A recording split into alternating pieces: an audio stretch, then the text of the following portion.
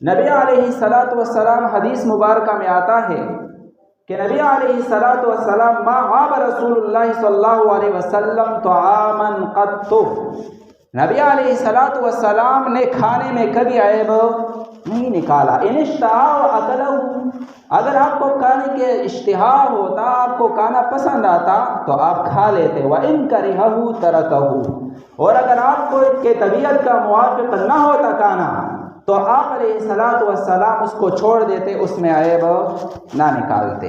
تو اس حدیث میں نبی علیہ الصلوۃ والسلام نے یہ اصول بیان فرمایا کہ یہ جو کھانا ہے آپ کو پسند آئے یا نہ آئے، آپ کی طبیعت کے موافق ہو یا نہ ہو، اس کی میں آپ نے عیب نہیں نکالنا، اس کی بے ادبی نہیں کرنی، کیونکہ دیکھو اگر وہ کھانا آپ کو پسند نہیں ہے تو پھر بھی تو اللہ تعالیٰ کی نعمت ہی ہے نا، اگرچہ آپ کی طبیعت کے موافق نہیں ہے۔ دیکھو اس دنیا میں اللہ تعالیٰ نے جو کچھ بھی پیدا کیا ہے کوئی چیز فائدے سے خالی نہیں ہے کوئی چیز نکمی اس زمانے میں، اور کوئی چیز بری نہیں ہے قدرت کی خزانے میں۔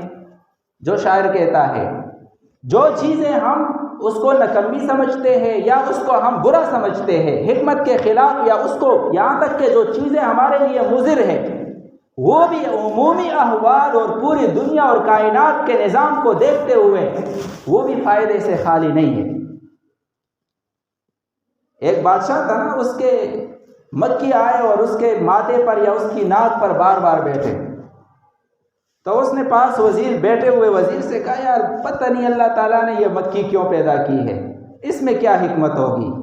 تو اس نے تو وہاں اور کچھ نہیں کہا بادشاہ سلامت یہ حکمت نظر آ رہی ہے کہ آپ جیسے جو فرعون ہوتے ہیں تو کم از کم ان کا تکبر توڑنے کے لیے پیدا کی ہے، کہ ایک مکھی بھی آپ سے نہیں اڑائی جا رہی ہے اور اس کو بھی آپ نہیں ہٹا سکتے۔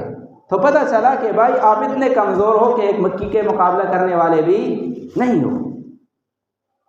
امام رازی نے تفسیر کبیر میں سورہ فاتحہ کی تفسیر میں ایک واقعہ لکھا ہے۔ ایک بزرگ کا کہا کہ وہ بزرگ فرماتے ہیں کہ ایک دن جا رہا تھا، باہر چہل قدمی کے لیے نکلا تھا، دیکھتا کیا ہوں کہ ایک بچھو ہے جو دوڑا جا رہا ہے۔ میں نے کہا یار دیکھو یہ بچھو کہاں جا رہا ہے، ویسے میں باہر چہل قدمی کے لیے نکلا ہوں، ہوا لگانے کے لیے نکلا ہوں، تو تماشا دیکھ لیتا ہوں کہ یہ کیا کر رہا ہے۔ بچھو جا رہا ہے، پیچھے بھی بزرگ ہے، جاتے جاتے آگے دریا آ گیا، بچھو وہاں کھڑا ہو گیا، یہ بھی کھڑا ہوا دیکھ رہا ہے نظارہ۔ اتنے میں یہ بزرگ دیکھتے کیا ہے کہ ایک کچھوا آیا سائڈ پر ہوا، یہ بچھو اس کچھوے کے پیٹھ پر سوار ہوا۔ بزرگ نے کہا یار دیکھو یہ کیا اللہ تعالیٰ نے قدرت کا کیا معاملہ ہو رہا ہے۔ اس نے بھی کشتی والے سے بات کی اور ان کے پیچھے ہوا، سمندر پار کیا، آگے بچھو نے پیچھے، اس نے آگے بچھو جا رہے پیچھے یہ دیکھا، آگے ایک آدمی درخت کے نیچے سویا ہوا ہے اور بچھو اس کی طرف بڑھ رہا ہے۔ یہ بزرگ کہتے ہیں میں نے کہا اس آدمی کو جگاؤں، یہ بچھو کہیں اس کے کاٹنے کے لیے آ رہا ہے۔ جیسے میں آگے بڑھا دیکھا کہ ایک سانپ ہے جو تیار بیٹھا ہوا ہے اور اس نے اس آدمی کے ڈسنے کے لیے تیاری کر لی ہے، تو میں فوراً ڈرا اور پیچھے ہٹا۔ اتنے میں یہ بچھو گیا اور اس سانپ پر سوار ہوا اور اس کو کاٹا اور وہ سانپ وہاں پر مر گیا۔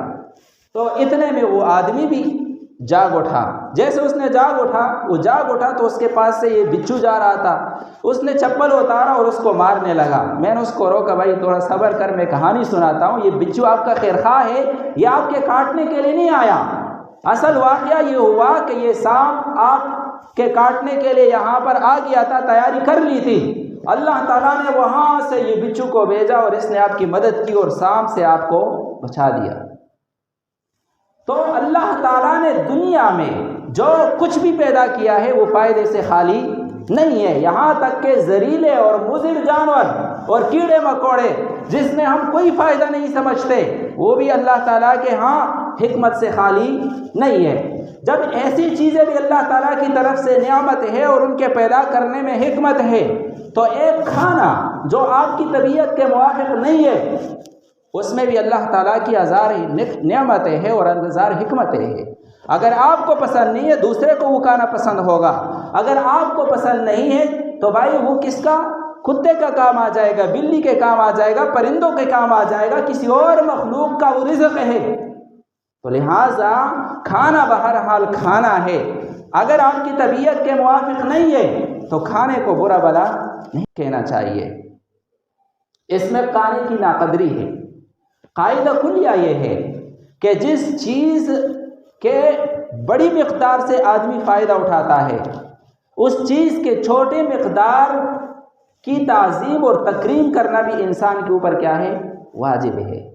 لہٰذا جب یہ کھانا اس سے ہم فائدہ اٹھاتے ہیں، اپنی بھوک مٹاتے ہیں، ہمارے بدن کو اس سے تقویت ملتی ہے، طرح طرح کے فائدے ہیں کھانے کا، تو لہٰذا کھانے کا اگر کوئی مقدار ہمیں پسند نہ آئے یا ہم کھانا کھائیں اور اس کا کوئی مقدار دسترخوان پر بچ جائے تو بھائی اس کی تعظیم اور تکریم کرنا بھی ضروری ہے۔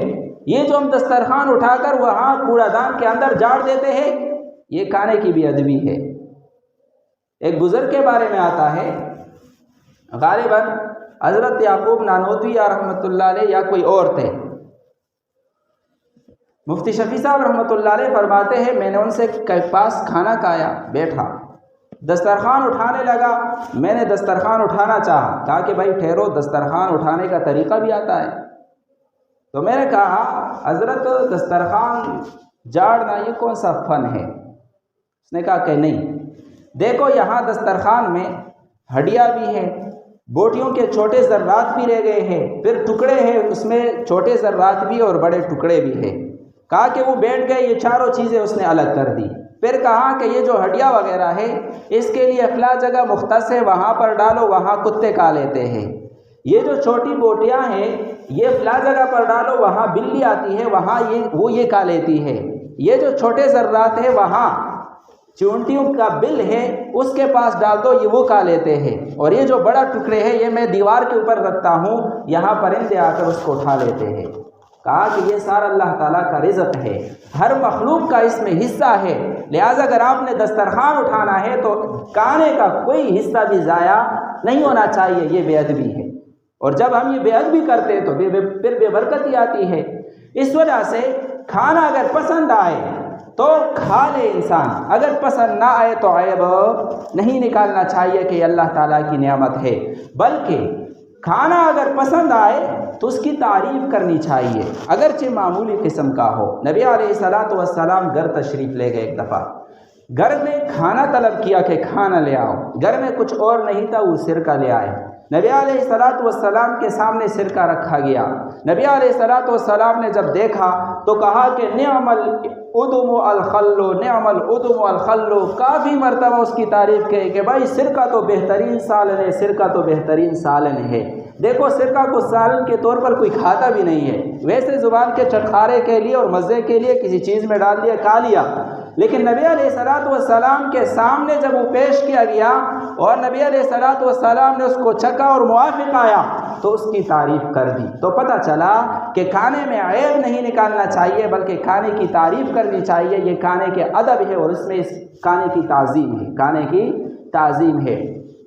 اور اس میں گویا کہ نبی علیہ الصلوۃ والسلام کے سامنے جس نے کھانا پیش کیا تھا اس میں اس کی حوصلہ افزائی ہے اور اس کے دل کو خوش کرنا ہے۔ لہٰذا آداب میں یہ بھی ہے کہ آپ کے سامنے جو آدمی کھانا پیش کر دے اور جس نے کھانا بنایا ہو تو آپ کھانے کی تعریف کریں اور پھر کھانے کے بعد بنانے والے کی تعریف کریں کہ بھائی آپ نے تو بڑا اچھا کھانا پکایا ہے۔ دیکھو حدیث مبارکہ میں آتا ہے من لم یشکر الناس لم یشکر اللہ، جو لوگوں کا شکریہ ادا نہیں کرتا تو وہ اللہ تعالیٰ کا شکریہ بھی ادا نہیں کرتا۔ بھائی جس نے آپ کے لیے کھانا تیار کیا پھر آپ کے سامنے رکھا تو اس نے آپ کے ساتھ احسان کیا ہے، کم از کم اس کی شکریہ کے لیے تو انسان ایک دو جملے کہہ دے، دو جملے کہہ دے، بہترین کھانا ہے۔ اور اگر کھانا پسند آئے تو اس کی تعریف کرے، اگر پسند نہ آئے تو کم از کم اس میں عیب نہ نکالے، یہ کھانے کا ادب ہے۔